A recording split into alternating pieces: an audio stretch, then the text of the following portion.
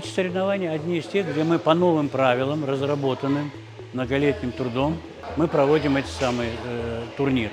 Это наш первый турнир, скажем, по новым правилам. Мы говорим новые, на самом деле они старинные. Мы их возрождаем.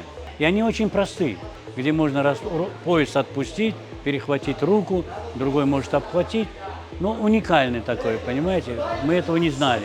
Я хочу именно уникальность вот эту воссоздать, чтобы не забывалась она поколению. Наша борьба ведется на крымско-татарском языке. Все технические действия на крымско-татарском языке. Тохта, куреш, вот, джеза, это предупреждение, допустим. Яхши оценка, темес, оценка чистой победы.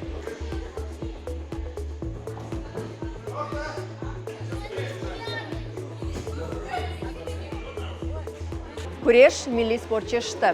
Эвелері Қырымда жентен эвел әрбір регионда ос пелваны бар еді. Белли пелваны. Бүгін есе генч пелванлар бүтін Қырымдан бұл ярышқа келділер. Занимаюсь я с детства.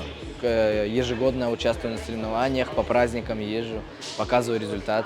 Такой, знаете, мандраж вот перед схватками, есть жажда победы, постоянно хочется выиграть. Мне 9 лет, приехал я из села Пионерского, 4.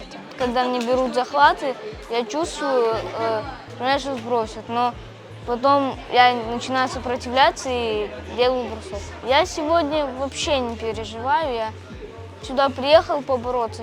Что переживать, не знаю. Я считаю, что данные соревнования пройдут очень хорошо. И мой настрой на данные соревнования то, что победительнейший. Я сегодня чувствую немного мандража, но я думаю, выиграю. Я занимаюсь дзюдо 3 года, но куреш для меня это память моего народа.